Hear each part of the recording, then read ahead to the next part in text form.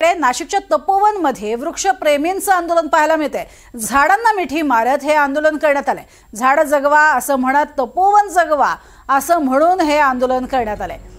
तर साधुग्राम मधील 1800 झाडांवरती नाशिक महानगरपालिकेकडनं प्रस्तावित अशी वृक्षतोड आहे। आगामी सिंहस्थ कुंभमेळ्यासाठी साधुग्रामच्या जागेसाठी वृक्ष काढण्याचा निर्णय घेण्यात आलाय, मात्र त्याला प्रचंड विरोध केला जातोय आणि म्हणूनच हे आंदोलन करण्यात आलेलं आहे। झाडांना मिठी मारत अशा पद्धतीनं झाड तोडू नका असं म्हणत हे आंदोलन करण्यात आलेलं आहे।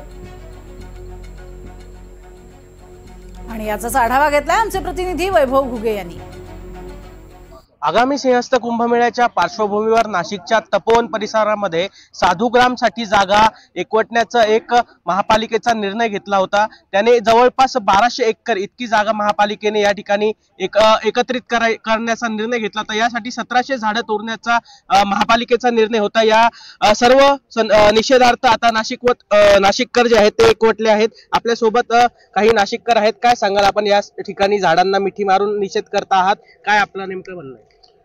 1400 झाडं तोडण्याचा हा जो निर्णय आहे तो 1700 तर हा निषेधार्हच आहे। इथे प्रभू रामचंद्राचं हे गाव आहे। प्रभू रामचंद्र, सीतामाई, हनुमंत इथे राहिलेत। या वनामध्ये अनेकांनी तप केलेली तपभूमी आहे, ही वनराई आहे आणि तिच्यावर तुम्ही गाला घालतायत तर हे चालणार नाही। कारण हे प्रत्येक झाड या शहराचा ऑक्सिजनचे सिलेंडर आहेत आणि ते तुम्ही तोडतायत।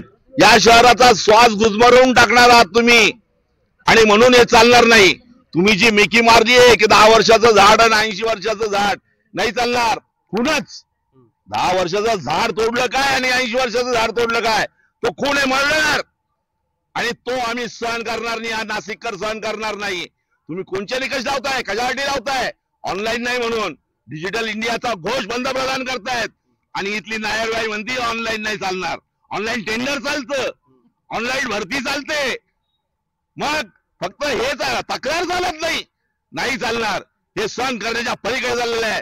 नाशिक माझं व्यवहारच होऊ देणार नाही। नाशिकचा जो मूळ निवासी आहे नाशिककर, त्याच्या श्रद्धा आणि आस्था या भावनेशी जोडलेले आहे। आम्ही त्या आस्थेला तडा लावू देणार नाही।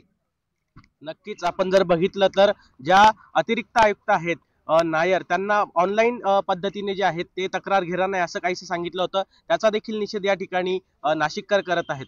वैभव घुगे, NDTV मराठी, नाशिक।